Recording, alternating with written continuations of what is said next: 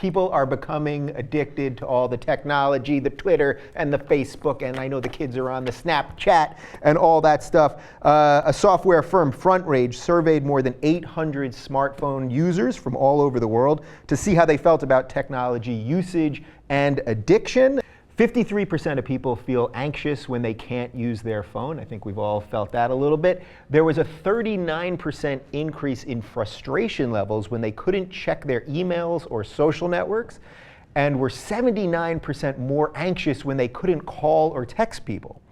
45% used their phones at least once an hour, and 66% admitted they couldn't go a day without their gadgets. I think some of those numbers are low. Really? Yes. That's wild because they're actually pretty high, but I definitely can see the argument for that seems low. I mean, you use your phone once an hour. I think I'm looking at it every few, even though I would say yes, I'm a little bit addicted, but if I left my phone at home, oh, whoops, I've left my phone at home, and you just have to deal with it. Sure, you're thinking, oh, am I missing a call? Gosh, I should check my emails.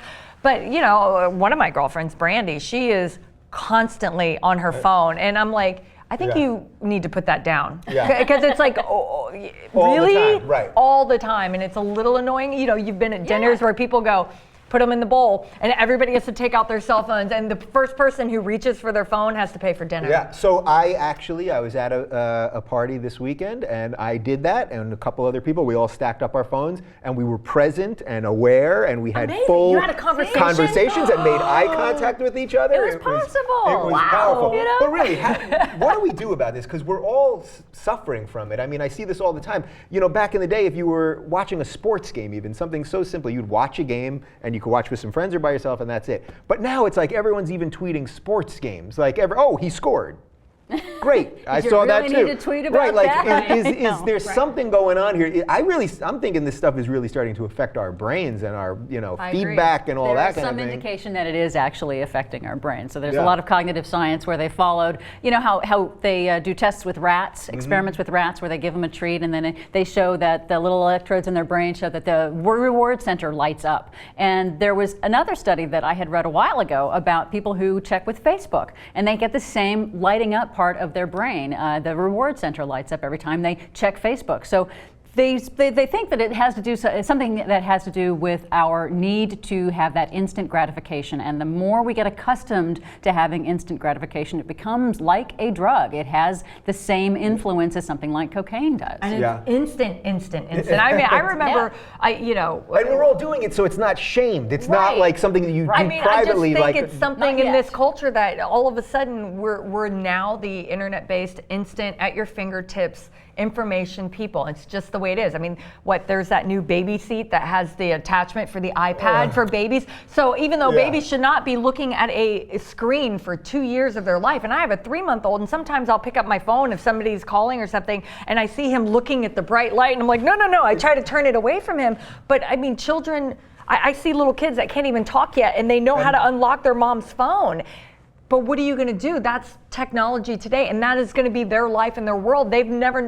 I remember going to school and learning how to do long form, how to log into a computer in middle school. Now kids have known swipe technology since they were born, and that's just going to be their life. Yeah, and have you seen these videos where these kids, because they're on the iPads all the time, they'll even see like a fish tank, something actually real, and they can't, and they're trying to swipe fish, or a TV, and people think it's so cute, but it's actually dangerous. When you think about that, you're like, that's scary. And it takes awareness, I think. You ask, what do we do about this? I think a lot of that has to do parenting, actual parenting, and awareness. And that's a very difficult thing. To get that awareness out to parents. It's taken this long for us to have PSAs that tell parents how to feed their children fruits and vegetables, and it's, hey, you're the boss of the TV. Eventually, I think, as a society, we tend to just run head first into the new technologies without figuring out what the social aspects of it are. So we tend to find out too late. I think it might take a long time. It might take a generation to figure out. Which is really unfortunate, because we're going to have a lot of ADD, short attention span kids coming up. And then you prescribe Adderall to all of them. I mean, then it becomes this self-fulfilling prophecy. We're an over-medicated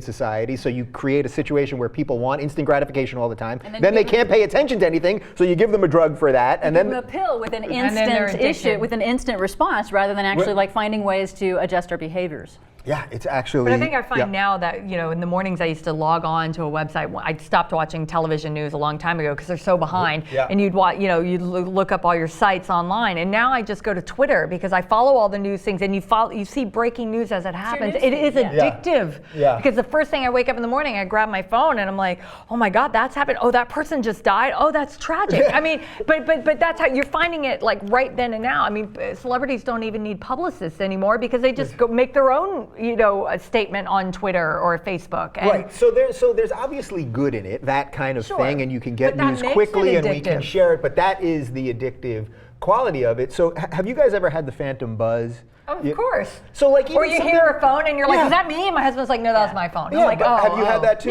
Yeah. Where so I really believe it's doing things that it's buzz. where you suddenly think your phone is vibrating and then you realize it's not even in your pocket. I mean, these are things that are actually happening, and we joke about it, but it's actually. Well, I think the interesting thing, if I remember from that study that they just did, that when people went without their devices for a little while, they did find that, after I think reaching a peak of anxiety, they actually relaxed and they put it down. They were very proud of themselves for not picking it up again. And I think that shows that it can work. Just simple behavior adjustments. Yeah. My girlfriend and I joke that sometimes, you grab everything when you're leaving the house. You grab your purse, you grab your keys. You're like, okay, do I have everything? And you walk out and you're like, wait a minute. Where's my phone? And we joke that it's our oxygen because you take 2 steps and you go, where's my phone? I can't breathe without it. And you have to run back in and grab your phone before you even get in the car. I mean, I realize it as I'm walking out the door. I don't even get to 5 minutes later and go, do I have my phone? No, it's like an instant. It's immediate. Where is it? Is this one of these things where it's like everyone always wants to harken back to another time? It's sort of like course. Midnight in Paris. You always think something that you didn't live through was better than what you're living through. But think about how fundamentally different if you were to take the life of someone growing up in the 1950s. Versus what's happening now. I mean, this genuinely is going to change everything about humanity and how we operate with each other, right? I believe you're right about that. Well, it's already changed. I mean, It's already done it, I remember going to concerts. You would go. It's like going to the Staples Center, and you're like, you wouldn't be like, hey, where are you? Oh yeah, I see you walking towards me. Okay, cool. Hey, great. And then you hang up the phone, and you're already face to face. Right. I remember it's like, okay, as soon as the concert's done, I'll meet you by the bathroom at Hall D in the mezzanine level, and just stay there. Don't move. And you would just sit there and you would wait for somebody because beforehand you would talk about where you were going to meet. You didn't have cell phones. You couldn't text. You didn't know where anybody was. How did we ever meet anyone for dinner? I have no idea. Just for the record, though, I do want to say that I've been basically taking Sundays off Twitter. Good for you. Basically. Yeah, but still. 5 or 10 or 20 tweets, but that's it. Are you having any phantom buzzing? Oh, it's constant. I'm having it right now, constantly.